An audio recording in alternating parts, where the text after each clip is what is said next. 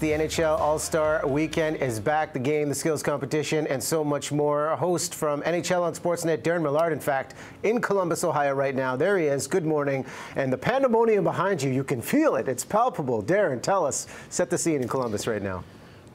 I hope you can hear me right now, because things are getting a little out of control this early at Nationwide Arena as they go through their initial light checks.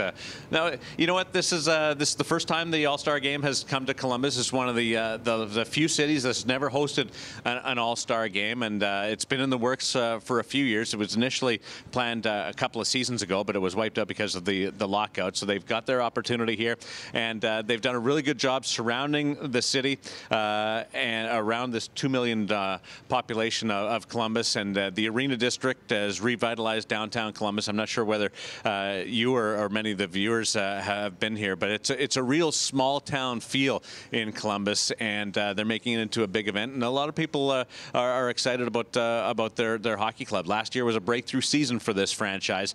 This year injuries have depleted them, but I think they've taken a couple of big steps forward. And there are several events throughout the weekend, Darren. We don't just have the game on Sunday. Take us through, starting at 9 a.m. Pacific time, what we're going to see on Sportsnet and the list of events that will happen throughout the next few days.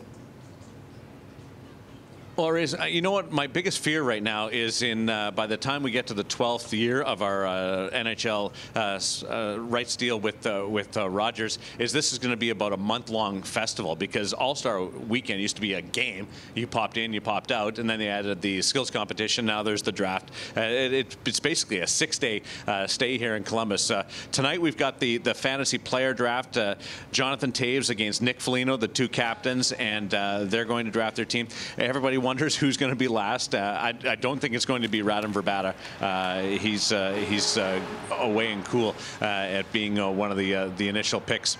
And then you've got the skills competition tomorrow and the All-Star Game on Sunday. We have Hockey Central at noon, though, coming up later on today, and we've got a bunch of players coming through. We're going to have players come up and sit down and spend a few minutes with Drew Doughty, Ryan Getzlaf, a couple of the guys. So it's going to be a few days worth of spending a lot of face time with the players, but also watching the players do their thing in a much more casual atmosphere. A lot has been made, there is, about some of the players that have been dropped out, but you still got some great personalities here. Alexander Ovechkin, he hardly ever misses this thing.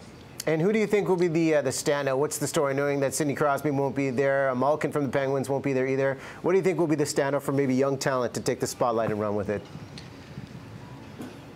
Well, you know, a guy that really has embraced this weekend and All-Star Weekend over the years has been Patrick Kane from the Chicago Blackhawks. I remember him from the shootout where they encourage you to showcase a little bit of personality. Patrick Kane always goes out and is a real force here. And Zemgus Girgensons from Latvia plays for the Buffalo Sabres, doesn't get a lot of attention, but he actually led all vote getters in All-Star balloting this year, because the entire nation of Latvia got behind him. And I think that's a really cool story for a second-year player going to his first All-Star game, the highest drafted Latvian ever.